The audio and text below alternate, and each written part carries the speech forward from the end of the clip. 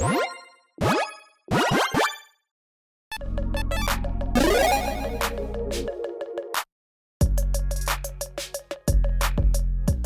everyone, Mitch coming in from the Commander Score studio again today with another exciting spoiler from Lost Caverns of Ixalan. And this one, well, is kind of cutely evil, weird. It's, well, you're gonna have to see it to believe it, so let's jump into it. The Mycotyrant.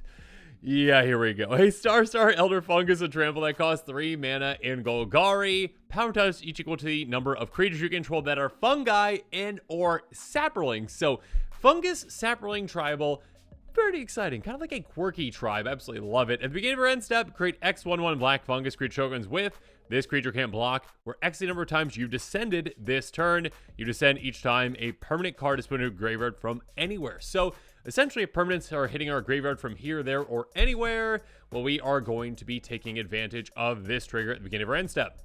Again, that can be from play, that can be from our hand, that can be from the top of our library. Yeah, we've got plenty of ways to get things into our graveyard, including, well, milling. And yes, self-mill might be the easiest way to really take advantage of this commander, because there are certain ways where you essentially maybe mill your whole deck, or nearly your whole deck. And all of a sudden, if everything's a permanent, you're making an absurd amount of creature tokens. And then, yeah, you probably have ways to maybe, I don't know, sacrifice those creatures, drain your opponents, take advantage of that. So it's kind of like a self-mill aristocrat type commander, potentially, where you can really take advantage of some really cool synergies.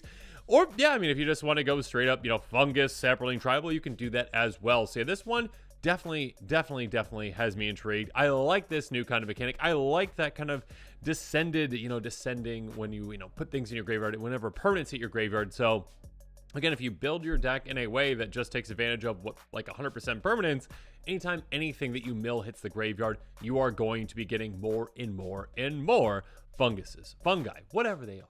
Anyway, so you're going to make a lot of those. You can take advantage of them in a lot of different ways. Again, you're in 2 colors that have a lot of great sacrifice effects, ways to take advantage of them, aristocrat style benefits.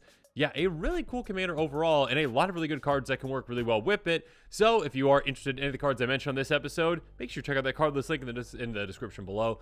And of course, there are going to be budget buys, cards that are less than $1 within my budget. Price your picks, cards that are more than $1 outside of my budget, but they might be within yours. Regardless, let's jump into those cards.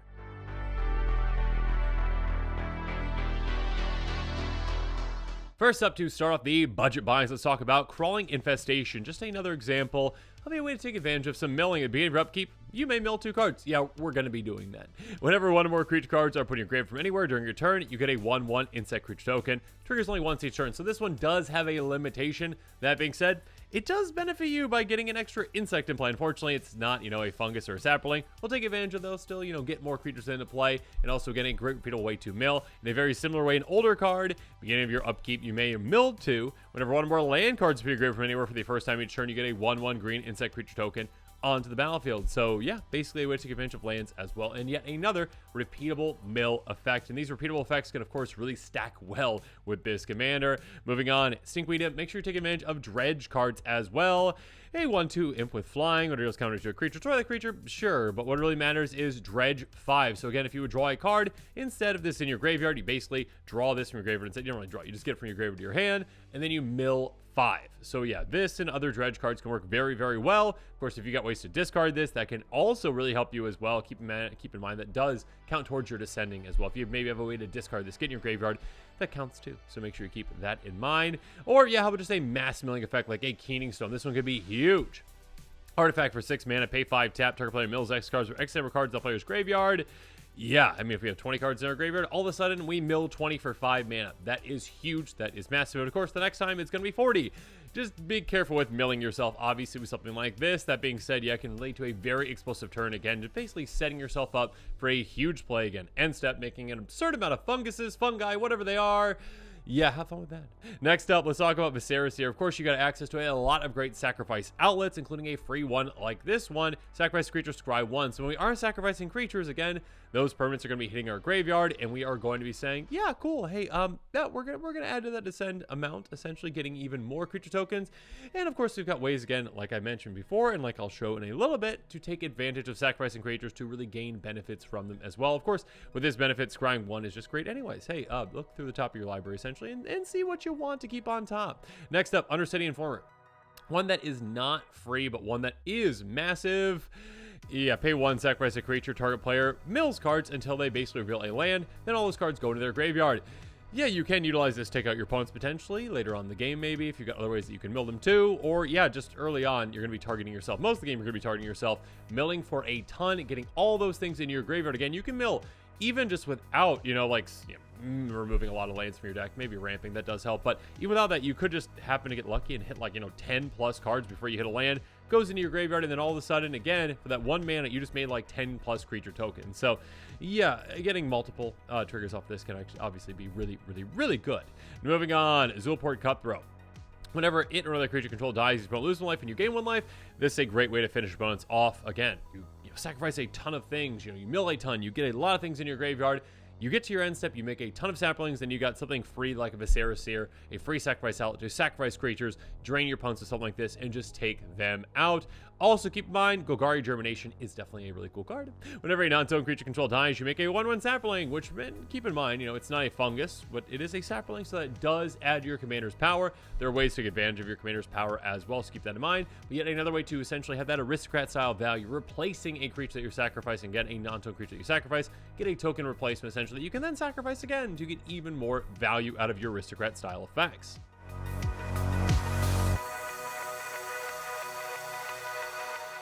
But next up, let's move on to the pricier picks, and we're going to start with things off with one that is, $12. I mean, that's pretty outside of my budget, but might be within yours. It's a 1/1 for 1 in a green Hermit Druid, Summon Druid. I believe it's a human Druid? I don't know. Oracle tag. Anyways, pay a single green mana tap, reveal card to top your library to reveal a basic land card, put that card in your hand, the reveal cards in your graveyard. Here's the thing. If you don't include any basics in your deck, this is just mill your entire library for just a single mana and tapping it. So when you do that, obviously, don't draw a card, you lose. But also, hey, all of a sudden, your commander's gonna be like, how many permanents did you just put in the grave? 80? Okay, sure. Here's 80 funguses. And then you're like, oh, okay, cool. Or fungi, or whatever they are. Just send, oh, cool. Oh, here's 80 creatures. Sacrifice them, drain your opponents, do whatever you gotta do. Plenty of ways to win when you got 80 things in play. But again, keep in mind, don't draw a card or you lose. And if you get back to your next up, keep you have to draw a card, you lose. Of course, there's also Shuffle Titans and whatnot that can prevent you from losing. But still, keep that in mind. Also, keep in mind, Morality Shift. I love this card. Wish it was more budget friendly. Nearly $5, a 7-mana sorcery. It says exchange your graveyard and library, then shuffle your library. Technically speaking, exchanging your library is getting cards in your graveyard. So you get all those cards from your library into your graveyard. You get your graveyard into your library. And yeah, again, if your library said again have 80 cards, cool. All of a sudden, you now have 80, different descend triggers, whatever they are. You get 80 saplings, 80 funguses, 80 fungi. You know what I mean? So yeah, make sure you're considering a card like this a mass mill effect too. But again, be careful with the number of, instant sorceries, non-permanent cards that you're including in your deck, because you definitely want that hit rate to be pretty high, though. Again, this is a very spicy card to include. Moving on, Altar of Dementia, an incredibly spicy card with this one. Artifact for 2 mana, sacrifice creature, target player, mills cards, heal a creature's power, essentially. So basically what you're going to be doing is, hey, making a bunch of funguses. Cool, sacrificing them, milling yourself, and then getting more and more and more, sacrificing other creatures as well. You can sacrifice your commander, of course, and yeah, if you have some feigned death type effects to get it right back, your commander's power can be quite juicy. So again, make sure you're keeping that in mind. And of course, you can even mill opponents out with something like this as well. Next up, Ashnod's Altar. Gross. Yeah, this card is crazy good. Sacrifice a creature for free, and then you get colorless mana. 2 mana, basically sacrifice any creature, you get Soul Ring mana, and yeah, that's pretty gross. Again, a free sacrifice outlet is already good with this kind of a commander, and now all of a sudden, instead of it like Viscera here, which does give you a lot of value, I'm not saying it doesn't. Again, Scry 1 is great, but getting 2 mana for free is better. So there you go. Getting an absurd amount of mana out of all those creatures that you're sacrificing, getting even more of those creatures, and just utilizing that mana in some very fun ways. Next up, Greater Good. One that can also really take advantage of power. Sacrifice creature, draw creature with power, then discard 3 cards. So basically drawing an absurd amount of cards. Again, if you sacrifice your commander, you're like, okay, cool, yeah, I'll get my commander back out, whatever. Sacrifice my commander, draw 20, 30, 40, whatever it is, cards, and discard 3. Or, yeah, I mean, if you got some other Nth effects, great. But if not, sure, just draw some cards, get cards in your graveyard by having to discard cards. that also counts toward descent, so make sure you keep that in mind. Yawgmoth, random position. On the other end of things, pay 1 life, sacrifice another creature. -1 counter up to 1 target creature, draw a card. So again, another way to take out your own creatures, sacrifice them for value, and also take out your opponent's creatures, and proliferate too. Pay black, discard a card, proliferate. Again, I discard is something that does trigger your commander essentially, so make sure you're keeping that in mind as well. Yeah, an absurd amount of value can be had out of this though. Okay, speaking of which, Mesmeric Orb. Artifact for 2. Whenever a permanent comes untapped, that permanent's controller mills a card.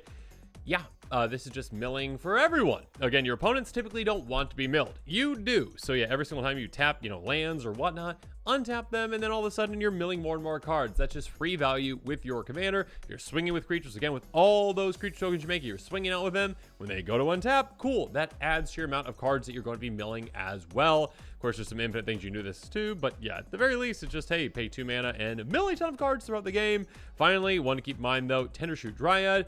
This one, unfortunately, gives you saplings, not funguses, but that's okay. Ascend, you're going to ascend absurdly quickly. Just 10 permanents, you're going to get there. Many of each upkeep, you get a 1/1 sapling. Cool. That's not just your upkeep, but your opponent's as well. So that's 4 saplings each trip around the table. Saplings you control get +2/+2 as long as you City's Blessing. So a nice pump effect for them too. Again, getting more saplings in play is going to get your commander larger. And again, like I mentioned, there's ways to take advantage of our commander's power. So make sure you keep in mind a card like this. Yeah, nearly $9. Sheesh. Wizards, reprint it, please. But yeah, overall, the Mycotyrant is a very exciting card. One that, again, you can go in some different ways. You could just go, fungus, sapling, tribal. If you just want to go straight up that way, you can go more aristocrats. You can go more self-mill. You can do a combination of those. Some pretty disgusting things that you can go with this. And again, ways to take advantage of the amount of power that this can have. Make sure you're considering those as well. Like some of the ones I mentioned are like greater good, etc., etc. Yeah, some really cool effects with this one, though. It's kind of like adorably, evil and cute. I mean, it's just like, hard. I'm a sapling, or fungus, whatever you are. I'm sorry, Elder Fungus, you're a fungus. But yeah, being able to take advantage of just, well, how adorably evil and, disgusting this thing is. So yeah, you can do a lot of crazy things, make a ton of funguses, and take your opponents out with that. Funguses, fungi, whatever it is. I mean, I guess fungus, it says fungi right there, so that's got to be the plural, right? So fungi. I'm sorry I messed that up like 80 times in this episode. Regardless, make sure you check out that card list link in the description below. If you're interested in any of the cards I talked about in this episode, consider picking some of them up. And of course, as always, stay tuned for more exciting quick takes and spoilers. And as always, thanks again and have a good one.